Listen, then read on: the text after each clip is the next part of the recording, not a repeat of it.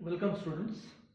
Sequence and series exercise 2.3 आपला सर्व आहे आणि त्यातला क्वेश्चन नंबर 1, 3, 4 एवढे आपले पाहून झालेले आहेत. नाव क्वेश्चन नंबर 2 मला ते सगळे एकाच व्हिडिओमध्ये बसवायचे होते म्हणून मी तो क्वेश्चन स्किप केला होता त्यावेळेस. बघा, क्वेश्चन नंबर 2 फार महत्वाचा आहे. हा एक्झामला नेहमी विचारला जातो. Express the following recurring decimals as a rational number. Express the following recurring decimals as a rational number. म्हणजे ऍक्च्युली हा काय प्रकार आहे ते मी तुम्हाला हे एक्झाम्पल न दाखवतो. बघा, समजा 11 डिवायडेड बाय 3 हा रॅशनल नंबर. हा रॅशनल नंबर आहे 11/3. जर आपण त्याचं डिव्हिजन करायला लागलो तर 11 डिवायडेड बाय 3, 3 3 जा 9, रिमाइंडर 12, डेसिमल पॉइंट घेऊन आपण 0 घेतो. बरोबर आहे. 3 6 जा 18, पुन्हा 2 राहील. डेसिमल पॉइंट दिलाय त्यामुळे आता किती 0 घेऊ शकतो. 3 6 जा 18, पुन्हा रिमाइंडर 2. असं सारखं 3 6 जा असं घेत राहणार आहे. म्हणजे तुम्ही याचा आन्सर लिहिताना 3.6 त्याच्यावर एक तरी डॉट तरी देतात किंवा बार तरी देतात. एकच नंबर रिपीट होत असेल ना, एकच डिजिट, तर सहसा डॉट देतात आणि 2 किंवा 2 पेक्षा जास्त रिपीट झाले की त्याच्यावर बार देतात आणि कॉमन बार सगळीकडेच चालतो. बार हा सगळीकडे 3.6 किंवा 3 रिकरिंग 6 आपण त्याला म्हणतो. 3 रिकरिंग 6. आता हा जो नंबर आहे ना 3 रिकरिंग 6 याचा अर्थ आहे 3.666666 अप टू इन्फिनिटी असा त्याचा अर्थ आहे. खरं तर हा नंबर तुम्हाला देतील तर याच्यावरून तुम्हाला हा फ्रॅक्शन शोधायचा आहे किंवा हा रॅशनल नंबर शोधायचा आहे. हे 11/3 चं हे डिव्हिजन आहे, हे तुम्हाला थोडक्यात शोधायचं आहे. लक्षात आलं प्रश्न काय आपला? बघा, question number 2, express the following recurring decimals as a rational number. त्यांनी तुम्हाला रिकरिंगच्या फॉर्म मध्ये नंबर दिलाय, तो तुम्हाला काय करायचा आहे, रॅशनल नंबर कोणता आहे या फॉर्म मध्ये. म्हणजे थोडक्यात 3.6 दिला असेल तर तुम्हाला तो फ्रॅक्शन 11/3 आहे हे तुम्हाला ओळखायचं. अवघड नाहीये, सम टू इन्फिनिटीचा टाईप आहे, पण व्यवस्थित लक्ष द्या तुम्हाला. म्हणजे याच्यावरून हे ओळखणं कसं असतं हे तुम्हाला समजून जाईल. ठीक आहे. क्वेश्चन 2 त्यातला फर्स्ट नंबर दिलाय तुम्हाला त्यांनी की 0.7 आणि वरती बार दिलेला आहे. 0.7 वरती बार. या नंबरला मी पहिल्यांदा x असं म्हणतो बरं का. Let x equals 0.7. मग मला याचा अर्थ काय सांगा. तर 0.7777 अप टू इन्फिनिटी. बरोबर. 0.7777 अप टू इन्फिनिटी. आता फक्त ही जर का स्टेप तुम्हाला व्यवस्थित समजली ना, याच्या पुढची ती ऍडिशन कशी दाखवायची की मग पुढचं सगळं सोपं आहे. फक्त ही स्टेप मात्र महत्वाची. बघा, 0.7 plus 0.77 plus 0.777 plus 0.777 up to infinity. जरा विचार करा, ही ऍडिशन अशी जर आपण लिहिली तर तुम्हाला अप टू इन्फिनिटी हा नंबर मिळू शकतो. तुम्ही बघा, जरा थोडंसं ओरली चेक करा, असं एकाखाली एक लिहून बघा, एकदा ट्राय करा, तर तुम्हाला हा नंबर पाहायला मिळतो की नाही बघा.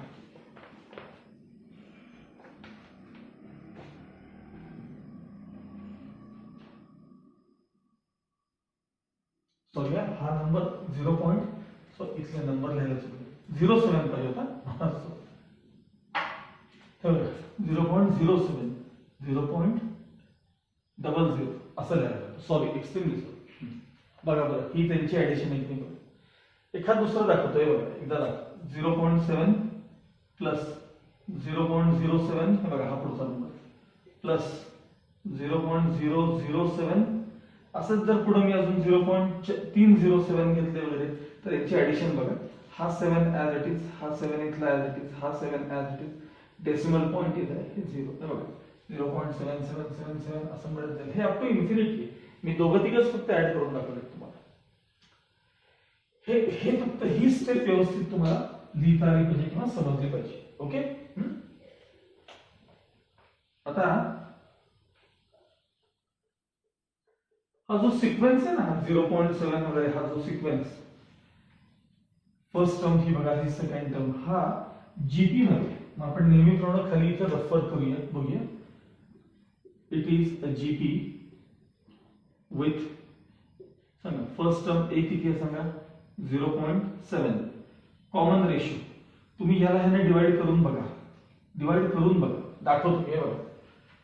0.07 डिवाइडेड बाय 0.7 वर खाली 10 न मल्टिप्लाय केले की 0.7 अपॉन 7 म्हणजे थोडक्यात 0.1. हा कॉमन रेशो काय मिळेल तुम्हाला, 0.1. Common ratio mod of R less than 1 आहे की नाही बघा, mod of R less than 1 आहे, कारण सम टू इन्फिनिटी पाहिजे आपल्याला, लक्षात ठेवा. सम टू काय पाहिजे आपल्याला, इन्फिनिटी. तर मॉड ऑफ आर आपल्याला लेस दॅन 1 लागतं. ठीक आहे, मग इथे राहिला अजून घ्यायचा, देअरफॉर एस म्हणजे सम टू इन्फिनिटीचा फॉर्म्युला राहिला. हा, S equals a upon 1 minus R. आता इथे रेग्युलर पेन कंटिन्यू करू. चला, फर्स्ट टर्म कोण आहे सांगा, 0.7 upon 1 minus R. Common ratio काय आपला, कॉमन रेशो 0.1 म्हणजे 0.7 अपॉन 0.9 म्हणजेच x इज इक्वल टू काय आलं सांगा, x is equal to 7 upon 9. आता मी x कोणाला म्हणलं होतं, तर त्या बार 7 ला, 0.7 ला. therefore 0.7 is equal to 7 upon 9. हा तो रॅशनल नंबर आहे.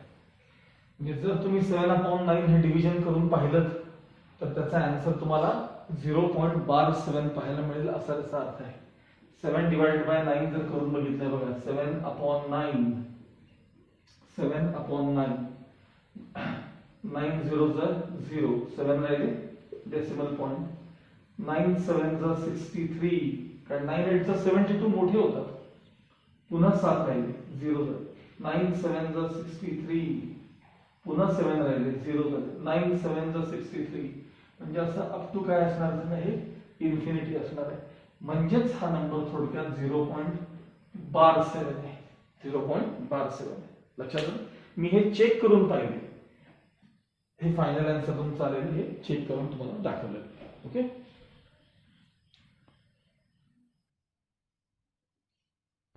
Okay. Now second question is 2.4 किंवा 2. Recurring 4. Let x equals 2. Recurring 4. Therefore x equals 2 plus आता हा नंबर असा आहे, हा बघा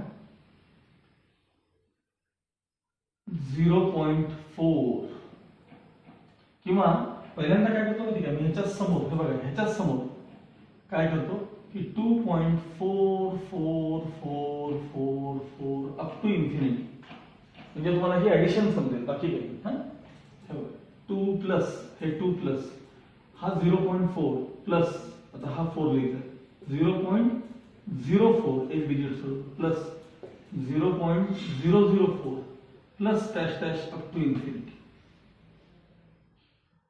आहे का, यांची ऍडिशन एवढी येते का, एखाद दुसऱ्या चेक करून बघायचं आहे बघा. 2 प्लस 0.4 प्लस 0.04 प्लस 0.004 प्लस 0.0004 असं मी इन्फायनाइट टाइम्स लिहित गेलो ना, तर बघा ऍडिशन, हे 4 इथले 4, हे 4, हे देखील 4, हा नंबर 2, 2.44444 अप टू इन्फिनिटी असणार आहे, म्हणजेच 2.12 असणार आहे हा नंबर.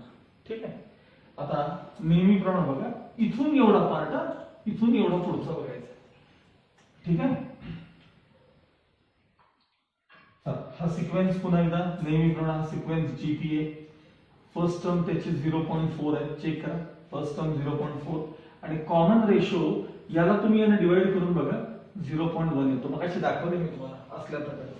याला याने डिवाइड करून बघा, कॉमन रेशो 0.4 येतो. आणि मला यांची सम टू इन्फिनिटी पाहिजे, म्हणजे सम टू इन्फिनिटीचा फॉर्म्युला काय सांगा, a अपॉन 1 मायनस आर. हा झाला सम टू इन्फिनिटीचा फॉर्म्युला. आता x is equal to 2 plus, आता इथं बघा sum to a upon 1 minus r, a म्हणजे कोण 0.4 अपॉन 1 मायनस आर, आर म्हणजे कोण सॉरी 0.1 आर आर 0.1 आहे, common ratio 0.1. So x is equal to 2 plus हे ॲज इट इज, खालचा डिफरन्स 0.9, खाली वर 10 10 ने मल्टिप्लाय केलं की x इक्वल्स 2 प्लस 4 अपॉन 9, आणि आता क्रॉस मल्टिप्लिकेशन 9 2 जा 18, 18 प्लस 4 22, सो 22 अपॉन 9 हे झालं x आन्सर. x म्हणजे कोण होतो सांगा, हा नंबर होता हा, therefore 2.4 is equal to 22 upon 9. आता जर का तुम्ही 22 ला 9 ने डिवाइड करून बघितलं की तुम्हाला आन्सर असं बघायला मिळेल, 2.12 बघायला मिळेल. हे आपलं आपण स्वतः चेक करायचं.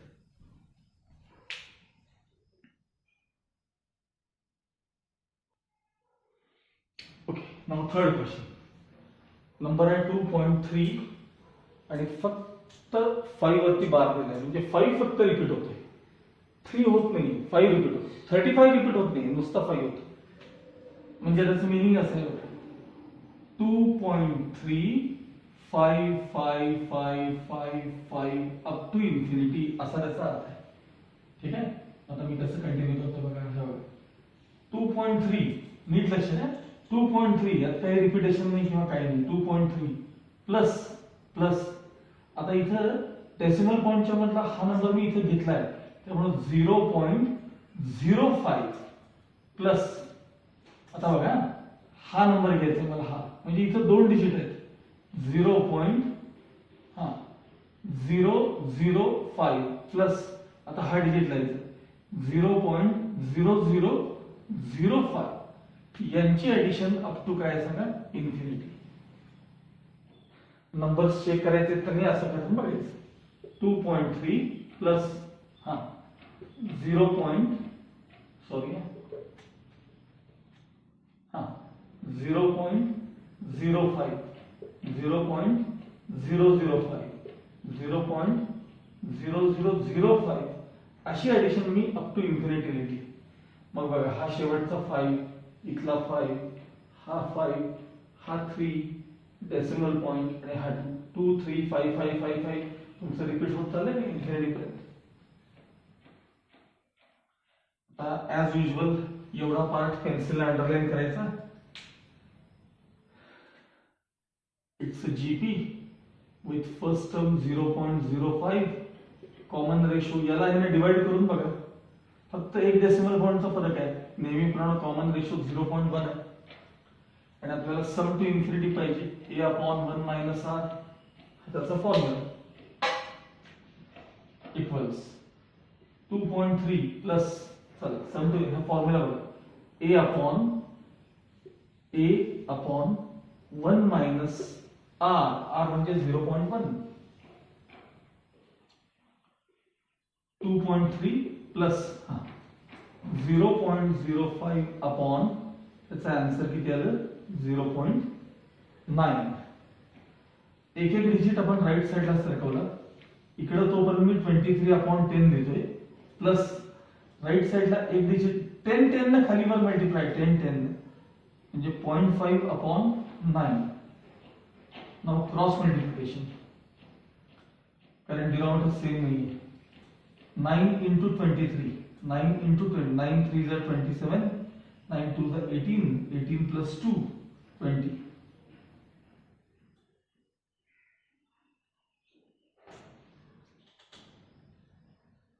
Plus 10 multiplied by 0.5 म्हणजे 5, 10 9 are 90 equals, वरची ऍडिशन 212 upon 90. त्याला थोडं रिड्यूस करतो, आता इथं परत लिहितो मी, x इक्वल्स 212 अपॉन 90. असंच ठेवलं तरी चालेल, पण तो रिड्यूस होतोय म्हणजे आपण करायला काय हरकत नाही की नाही. बघा 2 1 जा 2 0, 2 6 जा 12 आणि 2 45 जा 90. आता 6 आणि 7 म्हणजे आता हे काही डिवाइड होणार नाही, 3 नंबर काही डिवाइड होणार नाही. So x equals 106 upon 45. आता x म्हणजे काय नंबर होता सांगा, x नंबर काय होता सांगा आपल्याकडे 2.3 बार 5 इक्वल्स 106/45 हे तुमचं फायनल आन्सर. आता या नंबरला ह्याने डिवाइड करून बघा, हे एवढा आन्सर मिळतो. तुम्ही वाटतं तर कॅल्क्युलेटर वापरा. 106 डिवाइडेड बाय 45 करून पहा. ओके.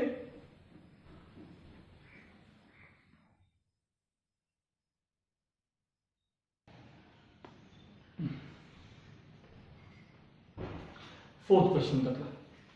51.02 बार 2 सॉरी, त्याचं इथे मिनिंग केलेलं 51.0222222222 अप टू इन्फिनिटी. 51.02 वगैरे. आता बघा x इज इक्वल टू, पहिला नंबर 51 मी आधी बाजूला घेतला आहे 51.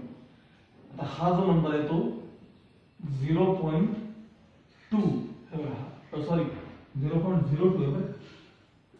51 प्लस 0.02 सॉरी ना, हा झाला. आता हा तिसरा बघा, मागे दोन डिजिट आहेत 0.002 प्लस आता हा डिजिट आहे 0.0002 आणि त्याच्या मागे तीन डिजिट आहेत. अशा प्रकारे हा सिक्वेन्स अप टू इन्फिनिटी पर्यंत गेलेला आहे. ही स्टेप एकदा व्यवस्थित जमली ना, पुढचं सगळे ऍडिशन चेक करायचे आपल्याला नेहमीप्रमाणे. 51 म्हणजे 51.0 थोडक्यात प्लस हा 0. काय सांगायचं 02 प्लस पुढे काय सांगा 0.002 पुन्हा 0.0002 आहेत का बघा, असं अप टू इन्फिनिटी. मग ते याची टोटल किती आहे 2, हा नंबर किती आहे 2, इथे किती आहे 2, इथे किती आहे 0, इथे किती आहे 51. बघा आहे का नंबर हा तुम्हाला पाहायचं. हे नेहमी एकदा चेक करून बघायचं. ठीक आहे. आता ऍज युजल इथून एवढा पार्ट हा जीपी आहे, आपल्याला रफवर करायला पाहिजे आपल्याला.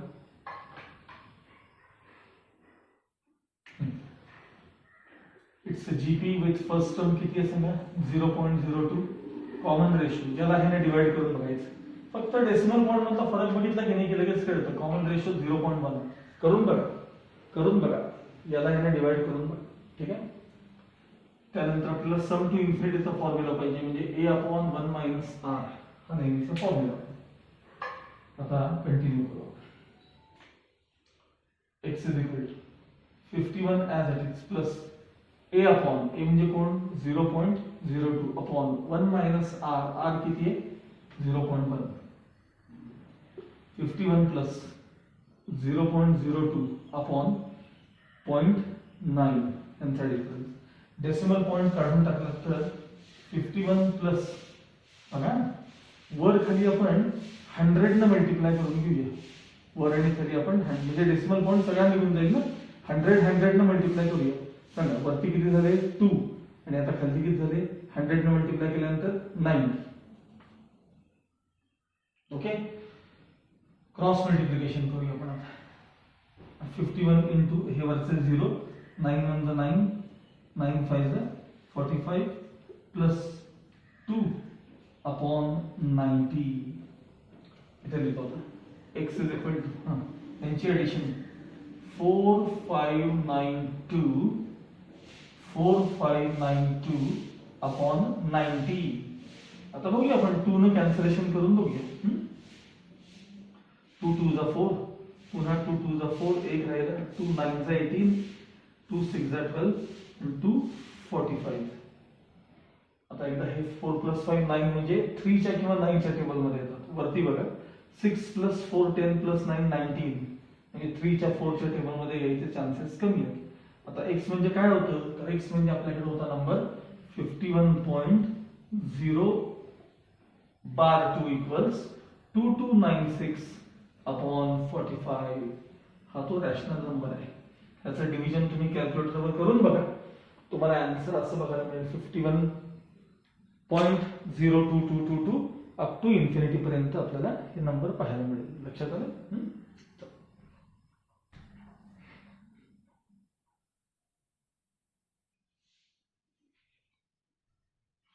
ओके. नाउ क्वेश्चन नंबर 5 काय म्हणले बघा. The sum of an infinite GP is 5.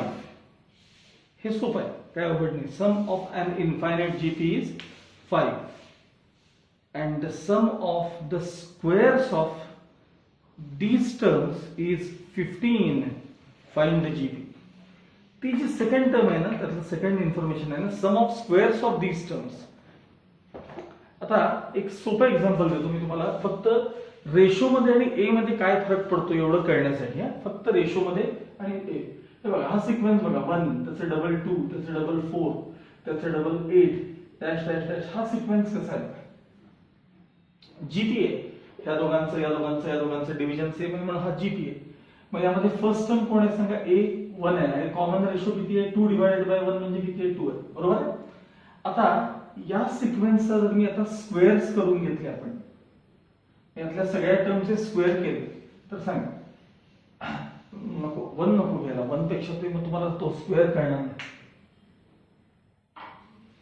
थोडा चेंज करतोय बघा, सिक्वेन्स इथनं सुरू करतोय बघा. बस एवढंच. म्हणजे तसं काय असतो, नेमका 1 चा स्क्वेअर 1च असतो म्हणून फरक कळत नाही ना आपल्याला. 1 चा स्क्वेअर 1 होतो ना, मग फरक नाही कळत. हा सिक्वेन्सच आहे 2 4 8 16 वगैरे वगैरे. म्हणजे तसाच ठेवलाय मी सिक्वेन्स मध्ये, कॉमन रेशो 2 ठेवलाय, फक्त फर्स्ट टर्म जेवढी काय केली मी 2. आता मला या सिक्वेन्सचे स्क्वेअर्स करून घ्यायचे. तर आता 2 चा स्क्वेअर काय होणार आहे? 4. मी जर 1 ठेवला असतं तर 1 चा स्क्वेअर 1च राहिला असतं ना, त्यात चेंज दिसत नाही. 4 चा स्क्वेअर काय झाला असता? 16. 8 चा स्क्वेअर काय झाला असता? 64. 16 चा स्क्वेअर 256 वगैरे वगैरे वगैरे जे काय असेल. आता बघा, यामध्ये ए म्हणजे फर्स्ट टर्म 4 आहे आणि कॉमन रेशो याला ह्याने डिवाइड केल्यानंतर तो 4 झाला. म्हणजे मूळच्या सिक्वेन्स मध्ये जर ए 2 असेल तर स्क्वेअर केलेल्या सिक्वेन्स मध्ये याचा स्क्वेअर असतो, याचा स्क्वेअर असतो. म्हणजे यातला ए म्हणजे या सिक्वेन्स मधला ए म्हणजे तो 2 चा स्क्वेअर आहे. म्हणजे हा ए चा, असं करू ना आपण. चला, हा नवीन सिक्वेन्स आहे म्हणून याला मी कॅपिटल ए म्हणतो. चला, कॅपिटल ए किती आहे सांगा? 4. आणि कॉमन रेशो म्हणजे कॅपिटल आर किती आहे सांगा? 16 डिवाइडेड बाय 4 म्हणजे 4. तर मी असं म्हणतोय की या सिक्वेन्स मधला ए म्हणजे स्मॉल ए चा स्क्वेअर आहे आणि या सिक्वेन्स मधला आर म्हणजे स्मॉल आर चा स्क्वेअर आहे. असं आपल्याला याच्यात माहिती. म्हणजे तुम्हाला ते इक्वेशन व्यवस्थित लिहिता येईल. बघा काय इक्वेशन म्हणले बघा.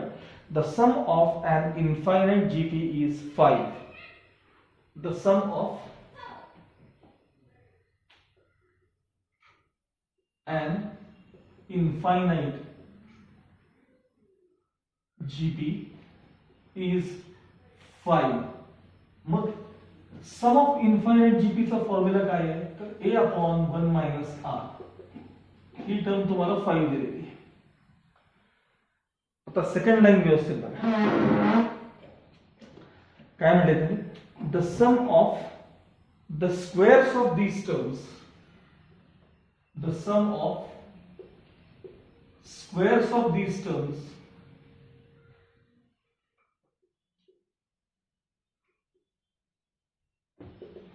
sum of squares of these terms is equal to 15 दिलेलं आहे. 15 म्हणजे a च्या जागी कोण येतं सांगा? तिथं a स्क्वेअर येतं. a square upon 1 minus r च्या जागी कोण येतं सांगा? तिथं r च्या जागी कोण येतं? r square. ही टर्म तुम्हाला 15 दिलेली इक्वेशन. हे कळायला पाहिजे. a square upon 1 minus r square equals काय असलं पाहिजे? 15. यांची सम तुम्हाला 15 दिलेली. आता आपल्याला हे दोन इक्वेशन सॉल्व्ह केले की आपल्याला ए आणि बी सॉरी ए आणि आर मिळणार आहे. ए आणि आर मिळाले की तो तुम्हाला सिक्वेन्स जो काय तो मिळू शकेल. ठीक आहे. बघा, ए आणि आर मिळवायचे तुम्हाला, यासाठी काय केलं पाहिजे बघा. सगळ्यात आधी इक्वेशन मधून आपण 2 ने डिवाइड करूया, म्हणजे त्यातला बराचसा पार्ट रिड्यूस होईल. Dividing equation 1 by 2. पहिले इक्वेशन 1 घ्या. a upon 1 minus R divided by H L H S a square upon 1 minus R square is equal to 5 divided by 15. So a upon 1 minus r multiplied by reciprocal 1 minus r square upon a square is equal to 5 upon 15. Next step, a upon 1 minus r as it is into factors 1 plus r 1 minus r upon a square म्हणजे a into a is equal to 5 upon 15 reduce केल्यानंतर 1 by 3 a cancel झाला 1 minus r चं bracket cancel झालं so 1 plus r upon a equals 1 by 3. आता याची पुढची step फार महत्त्वाची 1 plus r upon a म्हणजे काय इथे बघा इक्वेशन 1 कडे a म्हणजे काय बघा इक्वेशन 1 कडे नीट लक्ष द्या 5 into bracket 1 minus r 5 into bracket 1 minus r equals 1 by 3 as it is from equation 1 3 transfer here transfer so 3 into bracket 1 plus r equals 5 into bracket 1 minus r into 1 open the bracket 3 plus 3r equals 5 minus 5r 5r LHS मध्ये आहे ना 3 RHS मध्ये घ्या so 3r plus 5r equals 5 minus 3 therefore 8r equals 2 8r equals 2 divide करा r equals 2 by 8 म्हणजेच common ratio मिळाला आपल्याला 1 by 4 काय मिळाला कॉमन रेशो तुम्हाला 1 by 4 ठीक आहे आता याच्यावरून a मिळवायचं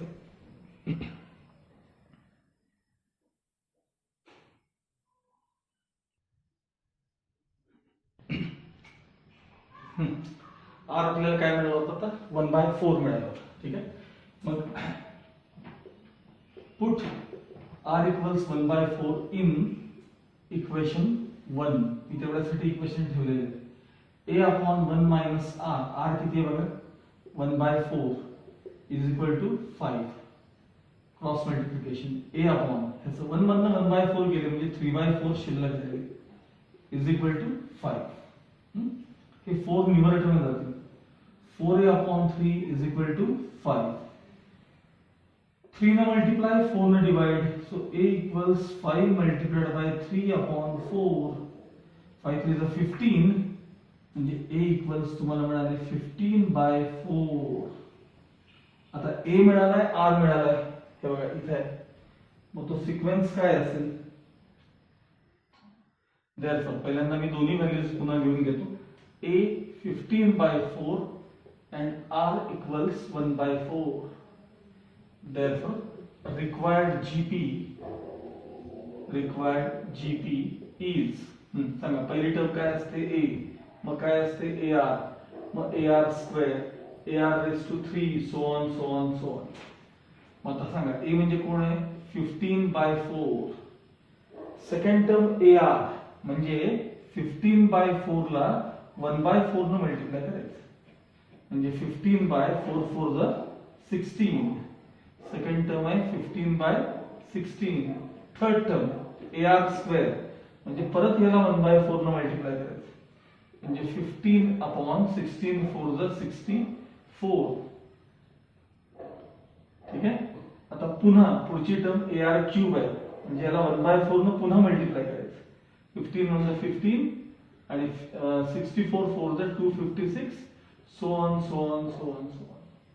हा तुमचा रिक्वायर्ड जीपीएस पॉइंट त्याचं फायनल आन्सर ओके